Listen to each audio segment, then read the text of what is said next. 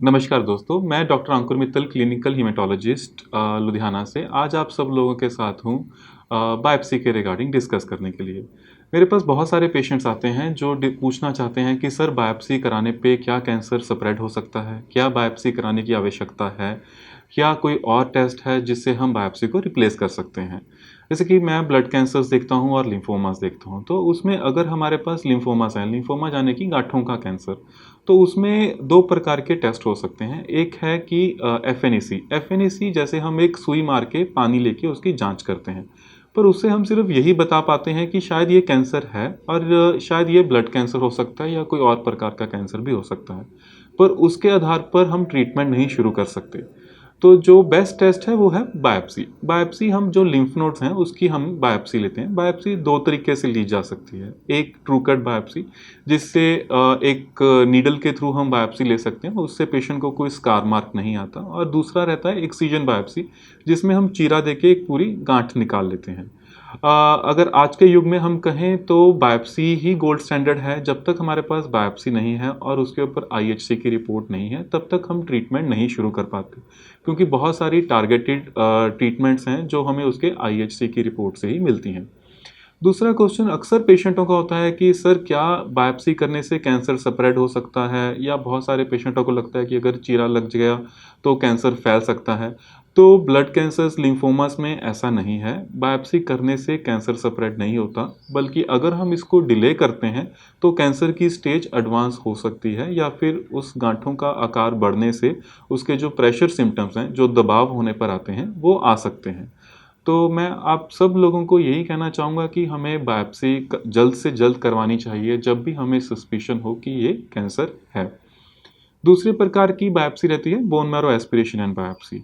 जब हमारे पास कोई गांठें नहीं होती तो फिर हम जो हड्डी है जहाँ पे हमारा खून बनता है हम उसको सुन करके उसमें से हड्डी का पानी और बायोप्सी लेते हैं, जिसके ऊपर हम आगे फ्लो साइटोमेट्री का टेस्ट रन कर सकते हैं या फिर जैसे लिम्फ नोड की बायोप्सी प्रोसेस होती है उस तरह हम हड्डी की बायोप्सी को प्रोसेस कर सकते हैं।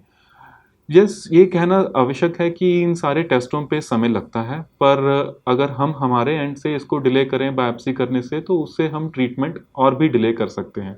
तो बायोप्सी से घबराना नहीं चाहिए, जब भी हमें लगे कि कैंसर है, तो हमें इसकी तरफ जल्दी चलना चाहिए। अभी एक और लेटेस्ट तरीका है जिसको बोलते हैं लिक्विड बायोप्सी। लिक्विड बायोप्सी जैसे-जैसे हमारी साइंस एडवांस हो रही है, तो उसमें ये molecular test based liquid biopsy है, जिसमें हम पेशेंट के ब्लड यानी कि जो कैंसर के कुछ सेल्स जो हमारे ब्लड में घूम रहे हैं, हम वो ब्लड से उस प्रोसेस करते हैं।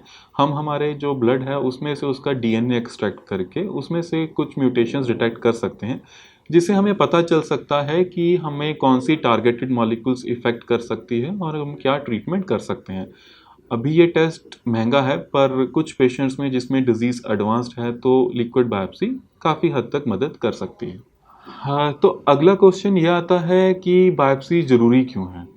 तो जैसा मैंने पहले कहा कि बायोप्सी ही एकमात्र टेस्ट है जिससे हमें कैंसर की टाइप और ट्रीटमेंट क्या करनी है और क्या टारगेटेड हम मॉलिक्यूल्स दे सकते हैं वो पता चलता है। इसके अलावा हमें ये भी पता चलता है कि जब हमारे पास पहले बायोप्सी की होती है और आगे चल के अगर कैंसर रिलैप्स होता है या कोई नए प्रकार का कैंसर आता है तो हम दोनों को कंपेयर कर पाते हैं कि पहले बीमारी ये थी और अब बीमारी ये है। और दूसरा मिथ और एक बायोप्सी को लेके सबसे बड़ा मिथ हमारी पॉपुलेशन में यही है कि अगर हम बायोप्सी करेंगे या चीरा देंगे, अगर कैंसर को छेड़ेंगे तो कैंसर फैल जाएगा। ऐसा नहीं है। बायोप्सी, लिम्फ नोड बायोप्सी या बोन मैरो एस्पिरेशन बायोप्सी करने पे कैंसर नहीं स्प्रेड होता और हम इसको जल्दी डायग्नोस कर पाते हैं। और दूसरी सबसे बड़ी दुविधा पेशेंटों के दिमाग में होती है कि बायोप्सी करने से ब्लीडिंग हो सकती है या हमारे सेल कम हैं, तो ये दिक्कत आ सकती है।